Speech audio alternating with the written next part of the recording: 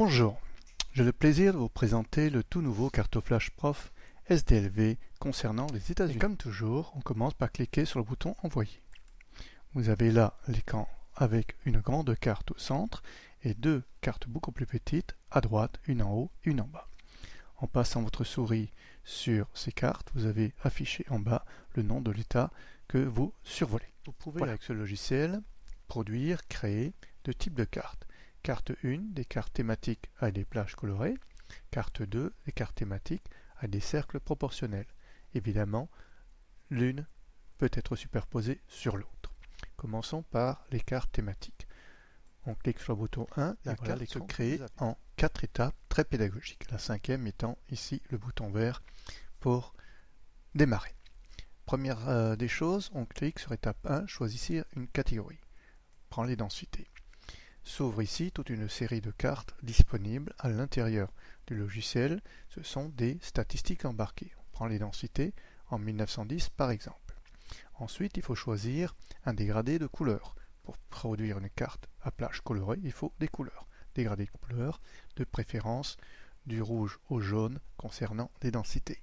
Et enfin, on choisit un nombre de paliers, c'est-à-dire le nombre de groupes que vous allez faire. 3, c'est le minimum et c'est très intéressant pour produire par la suite des schémas.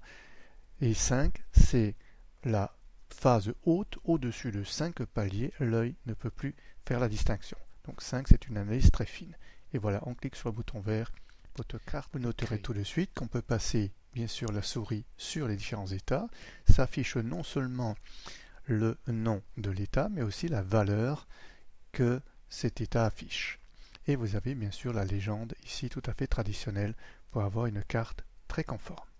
Et enfin, tout en dessous, la source d'où est tirée. Mais ce qui est très intéressant, c'est qu'on peut produire 3 cartes différentes pour pouvoir les analyser. Comment? Bien, on procède de la même manière, mais avant on prend la carte produite et on l'exporte soit en haut à droite, soit en bas à droite en cliquant sur le bouton duplication. Voilà, cette carte a été reproduite intégralement. Évidemment c'est la même. D'où l'intérêt de produire une autre carte. Voilà, j'ai donc créé 3 cartes pour vous, de la même manière. En haut, vous avez la carte qu'on a faite ensemble, c'est-à-dire densité en 1910. En bas, j'ai produit une carte sur le pourcentage de salariés dans la construction et les mines, extraction. Et enfin, celle du centre, qui concerne les principales cultures, c'est-à-dire les superficies ensemencées. Eh bien, on voit très nettement ici apparaître les grandes plaines. Ici, on verra plus tard que les mines sont effectivement ici, et les fortes densités, ceci permettent une analyse déjà très fine. Voilà un intérêt primordial de ce logiciel. Maintenant, on peut procéder à la construction d'un autre type de carte par-dessus, carte 2, carte thématique à des cercles proportionnels.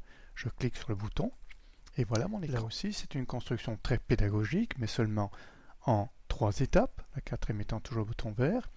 On choisit d'abord une catégorie, prenons par exemple les logements. Deuxième étape, des cartes dont les statistiques sont intégrées, logement saisonnier, et puis on choisit une couleur, la couleur du cercle qui va par-dessus les autres. Alors là, il faut faire un tout petit peu attention de ne pas prendre une couleur qui est déjà dominante sur la carte de fond. Exemple, le vert aujourd'hui. On peut prendre le rouge, le marron, le bleu n'a pas tellement d'intérêt, ce serait de l'eau, ou le noir. On va prendre le marron. Et on clique sur le bouton vert. Votre carte est créée, vous pouvez bien sûr toujours passer votre souris sur le cercle, vous avez le nom de l'état ainsi que la valeur du cercle, c'est-à-dire le nombre ici de logements saisonniers. Et vous avez en plus, en prime, la légende qui s'inscrit ici. Voilà, vous pouvez ici faire des analyses très fines. Et bien entendu, tout ce que vous produisez peut s'effacer à n'importe quel moment en cliquant tout simplement sur la poubelle ici. C'est ce que nous allons faire. Et voilà, pour la suite, j'ai reproduit de nouveau la carte d'identité 1910. Nous allons voir une autre fonction très intéressante de ce logiciel, ajouter des couches. Donc vous avez un nouvel écran avec sur votre droite toutes les couches qui sont disponibles. Les petits boutons verts ici signalent que si vous passez, après que la couche est apparue, votre souris sur la dite couche, vous allez avoir des informations complémentaires, les noms, etc. En revanche, le monsieur il s'efface ici, là, le petit bonhomme. Attention, c'est très important, vous avez de très nombreuses couches ici. Si vous les superposez toutes, c'est possible, le logiciel l'autorise, mais ça n'a aucun sens. Quelqu'un l'a fait un jour et je lui ai dit grâce à vous, je sais qu'aujourd'hui, pour faire de l'informatique, il ne faut pas seulement des doigts, des mains, il faut aussi, et je me suis empressé de mettre ce petit bonhomme pour que plus personne ne fasse la même bêtise. Regardez ce qui est très intéressant avec ces fonctions de ce couche qui ressemblent étrangement à un SIG, mais même en beaucoup mieux, regardez, on peut commencer un cours comme ça, avec le relief. La carte disparaît, mais vous pouvez la faire réapparaître. Ici, vous cliquez dessus, et regardez, transparence entre le relief, l'importance du relief, et la densité de population, nous sommes en 1910. On comprend donc très bien pourquoi la progression n'a pas pu avoir lieu. Mais ce n'est pas tout. Remettons à 100%, c'est-à-dire la carte telle qu'elle apparaîtrait dans des manuels. On peut, avec cette carte, démarrer un cours, tout simplement. On y rajouterait les principaux fleuves, on peut y rajouter les principales villes, les mégalopoles, par exemple aussi des couches, par exemple les zones d'exploitation du charbon.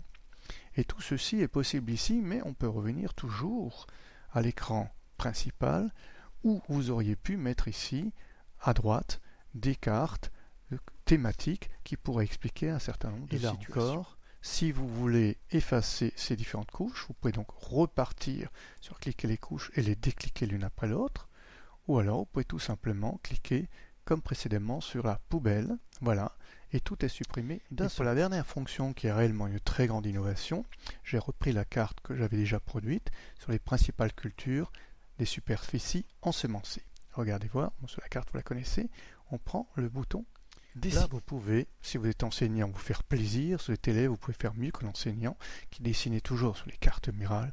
Vous avez ici toute la palette des outils de dessin qui existent dans un logiciel de dessin normal, mais en plus vous avez ici l'ensemble des figurés qui sont disponibles sur le Munigraph, le normographe qui est en vue normographe ou Munigraph, c'est la même chose, que vous pouvez obtenir contre un petit don à l'association qui produit tous ces logiciels. Alors, soyons très précis ici, maintenant. Ça ne pose aucun problème, tous les logiciels de dessin sont identiques, celui-là aussi. Alors, faisons quelque chose.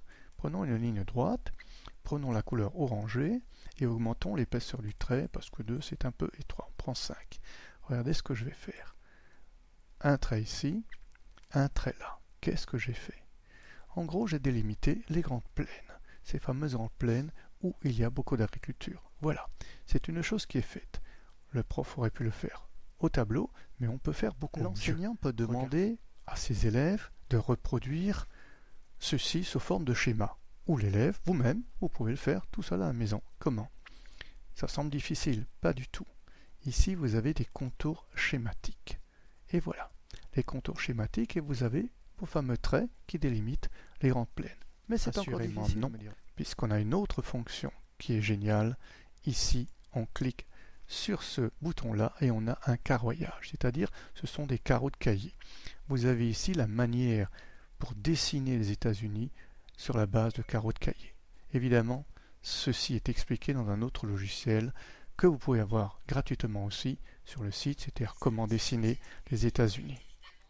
Et là, vous pouvez bien sûr utiliser l'ensemble des fonctions qui existent ici. On va par exemple utiliser la fonction donc des fameux figurés.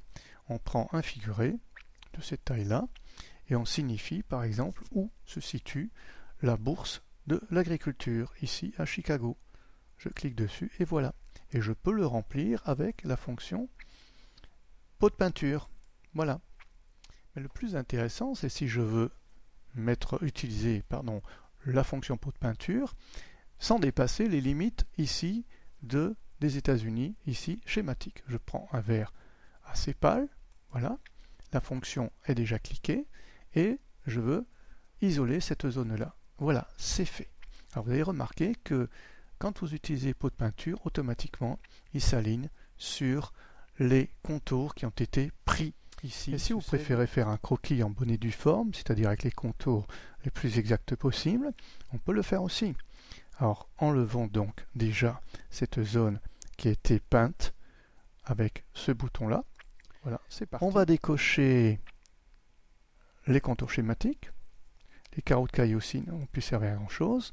On a ici la carte tout à fait traditionnelle. Qu'est-ce que ça donne? Même couleur, toujours le pot de peinture. Et voilà, cette fois-ci, c'est un vrai croquis que vous avez produit. Évidemment, ce croquis, ce schéma, vous pouvez l'exporter en cliquant sur ce bouton-là, enregistrer votre dessin. Il sera enregistré sur votre ordinateur et vous pourrez le réutiliser dans des PowerPoint, Word, tout ce que vous voudrez, les libres, les pas libres. C'est à vous. Il y a deux choses encore à bien savoir pour ce dessin, c'est que quand vous retournez à votre carte, le dessin a disparu, parce qu'il est gênant ici, on n'en a pas besoin. En revanche, si vous revenez avec votre bouton, vous retrouvez votre dessin. Alors comment l'enlever? Bien sûr, vous avez vu tout à l'heure ici, vous avez deux boutons, enlever ce que vous avez dessiné, la dernière chose. Voilà, la dernière chose est enlevée. Ici, on la remet, c'est très connu. Et si vous voulez tout effacer d'un seul coup, vous avez là aussi une poubelle, c'est la poubelle dessin. Donc chacun sa poubelle pour bien sûr ne pas se fâcher. Alors vous avez remarqué aussi ici, dernière précision, qu'on peut mettre le contour schématique. On revient à la carte principale et le contour schématique qui est toujours, ainsi que les carreaux de cahier.